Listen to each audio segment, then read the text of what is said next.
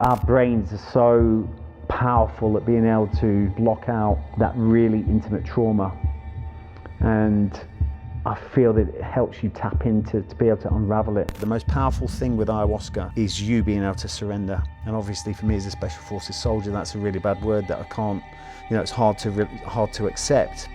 But it's hard to accept for anyone. I'd convinced myself I was good. I wasn't good.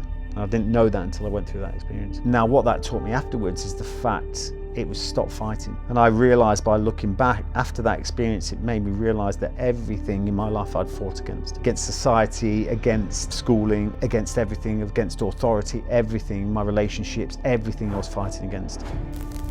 Specifically speaking about ayahuasca, it's something I've really wanted to do, massively. So I had a huge trauma about 7 years ago. My son passed away, and it's massive trauma for me.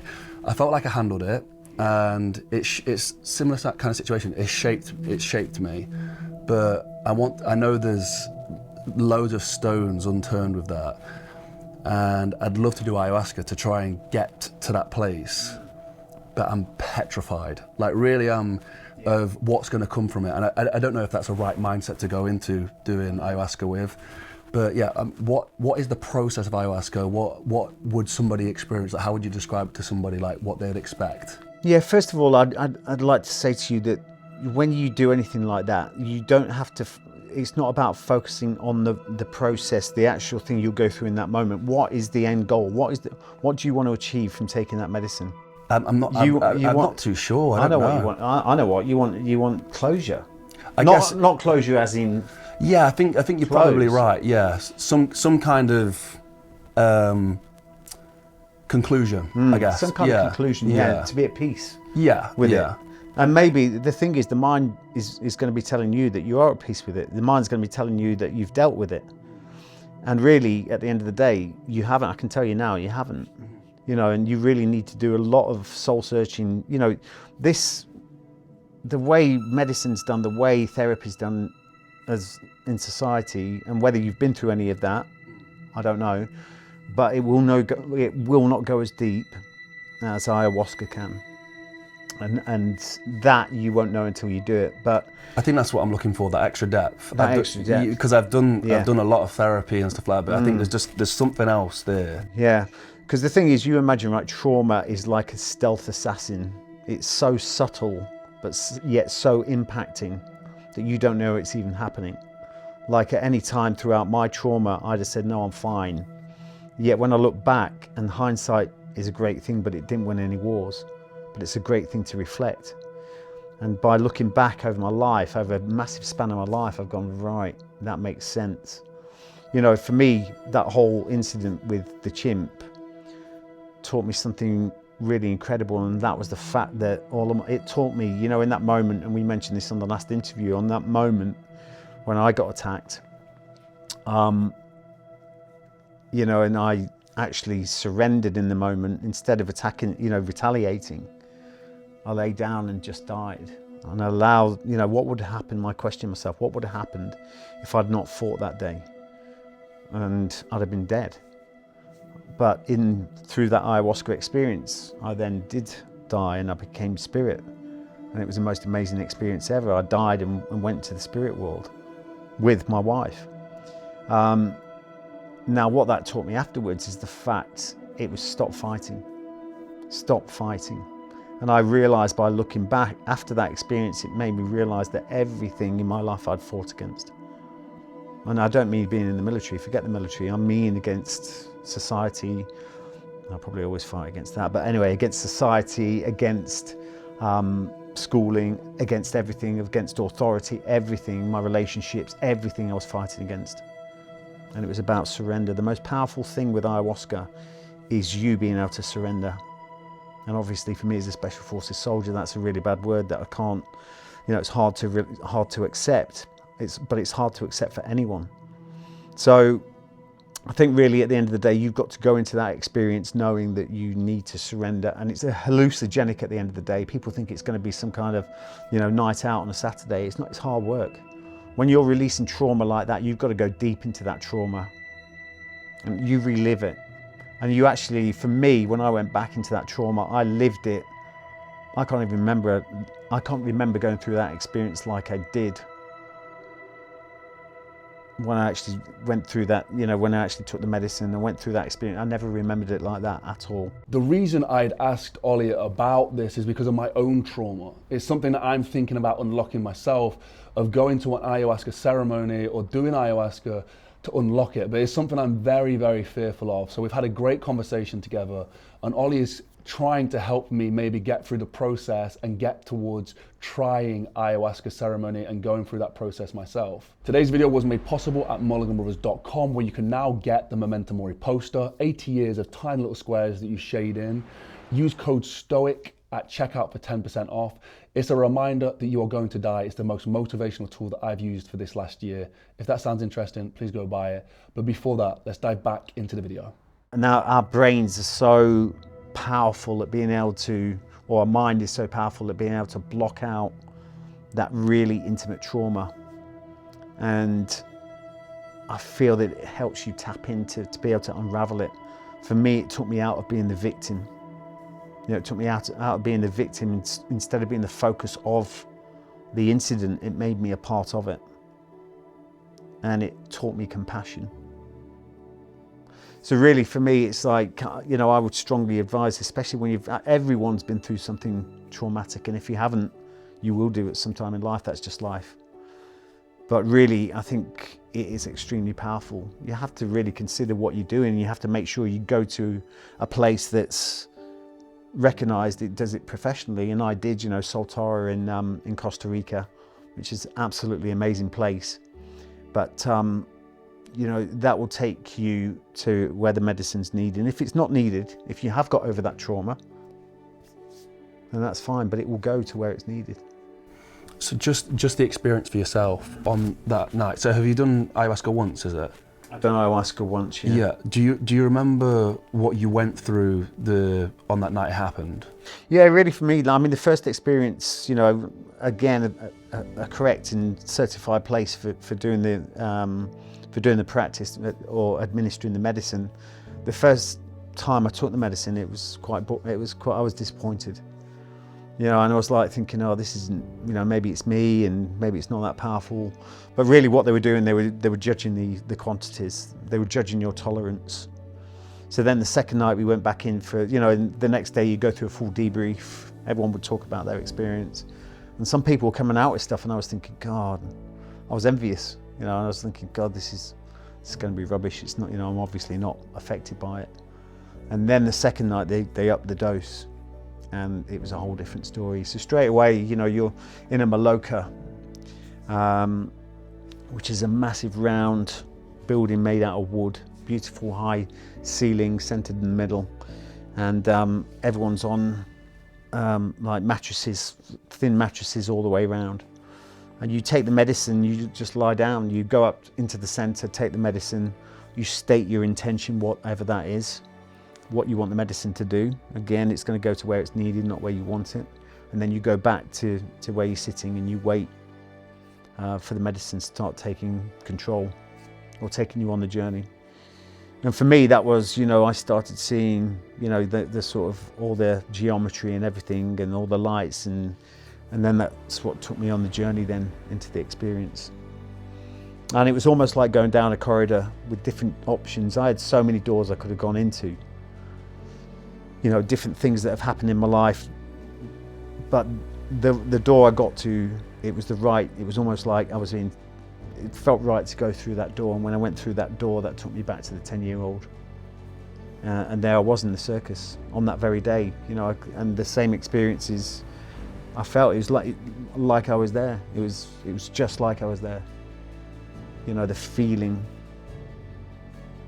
And that's really what it works on more than anything. It's the feeling. You know, you can't expect the sort of external experience as such, you know, the touch of it. It's the feeling of being there in that place, you know, and connecting with that chimp, and then hearing that roar. You know, I heard that roar and it was like, whoa. I remembered that roar. And then I was absolutely terrified about what was going to happen, because it was the thing that I locked the key on and pushed away for so many years. Like, what was it, 10, 30, 35 years, whatever. later, even more than that. And I knew that I was going to have to go into that. I was waiting for that attack. But that did something quite different in that moment. And instead of me getting attacked, I actually became the chimp. And it was incredible. I was looking at me with my baby, who was the chimp's baby, and I just saw me as the threat. But that taught me so much compassion for the chimp. You know, I went into the chimp's arena that day. It didn't come looking for me. But that taught me so much compassion. And then when I was in that moment, that compassion reflected across every aspect of my life, not just in that moment. You know, the sort of pressure I put on my wife when it comes to the business, etc., etc. And she's got a young boy, you know, that she has to look after as well and make sure he's looked after. And it made me realize that regardless of what I ask her to do, regardless of who I am, her son will always be the priority. You know, that was the same for the chimp. The chimp's priority, that chimp was going to do anything to sacrifice its own well-being, anything to its own health, you know, its own physical health. It was going to do anything to protect its young that day. You know, and that it just reflected on every aspect of my life. And that's why it is so powerful, because it doesn't just mean that moment. It means everything in your life. It reflects on everything. So that was the second experience. The third experience is where I went in. And also when I came out the second experience, it was like, thank God I never got attacked. And I thought that was it, finished, it's done. And I thought the next night is going to be something different. We'll go into another door. But again, we went on that same, up the dose a little bit more, went down that corridor again, and we ended up going through the same door. And I was almost dragging my heels or with my nails in the floor, just going, please don't take me back there. And we went back there. And that's when I went through that attack. You know, it was that moment I went back to the boy, and this time the chimp attacked me. And it was it was real.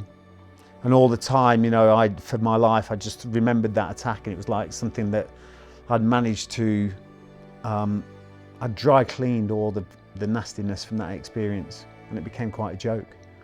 You know, I dry cleaned all the terror I was feeling in that moment. You know, and it was the first time ever I relived that experience, and I knew I was screaming for my mum. You know, when that chimp was, the terror that was going through me, I felt every second of it. And I needed to experience that, to unravel it. And it was at that moment, you know, when I was going into that attack, when the voice in my head said, what would have happened if you'd not fought back? And in that moment, that was, again, powerful. I died, I stopped fighting, I died, I lay down, opened my eyes, looked into the blue eyes of my wife and said, come with me, don't worry, come with me. We went to the spirit world. And then I wasn't a physical body, I was spirit, and it was the most beautiful thing ever, the most amazing place. So much clarity, so many beautiful noises, the feeling was amazing. I didn't want to come back.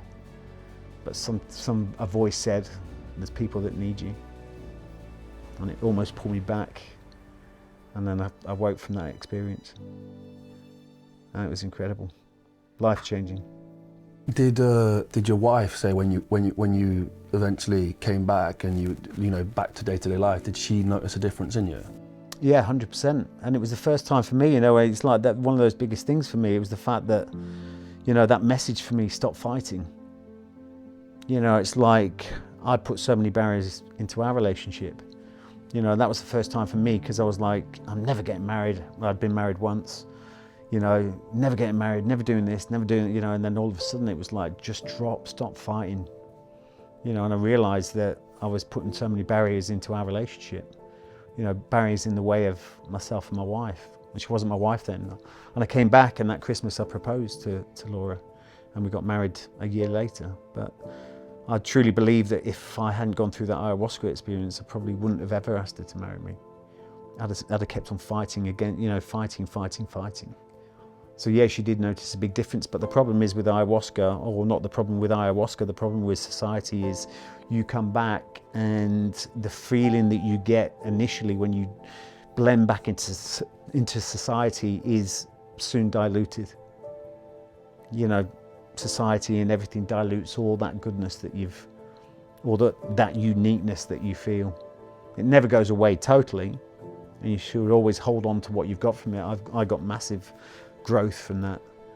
But, you know, within a very short period of time, society then blends you back in and dilutes the goodness, if you want to call it that. And sometimes you've got to ask yourself, do I need to keep going back? And I've asked myself that question, and I don't really feel I've got a calling to do so. I'd like to go and do it, but I don't feel I've got the need as such. But again, who knows? It goes to where it's needed, not where you want it. But it was the most amazing experience. Yeah, I think I'm intrigued enough. Like I feel like I need to. So I'm sure at some point these cameras will find a way to document it. And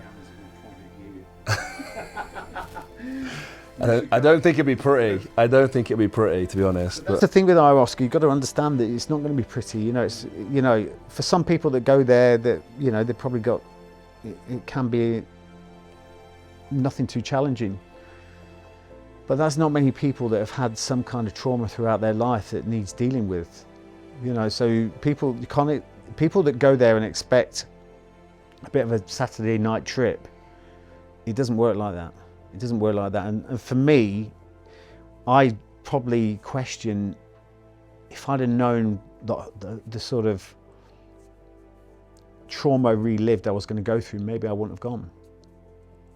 But I went there thinking, I'm good now. I managed to stop drinking, which was one of my biggest battles. And my life was good. My life was the best it's ever been at that stage. Why would I go? I was trying to scrape for a reason what was my intention? And I was trying, I couldn't come up with something that was very, I was there with 11, 12 other people with extremely traumatic experiences from Afghan, Iraq, some wars, and I went there with veterans. And really, when you look at the reasons they were going there, I was like struggling for some reason, but I'd convinced myself I was good. But I wasn't good. I didn't know that until I went through that experience. Thank you so much to Ollie for doing these videos. We had the part 1 with Ollie, it was so successful, and then we dived back into this, and picking up at ayahuasca was super interesting to me. I just want to just make a note on this. I spoke to Ollie afterwards, and it is a journey that I'm considering embarking on and creating a documentary around it. So it would be for the YouTube channel, it'd be a free, accessible documentary.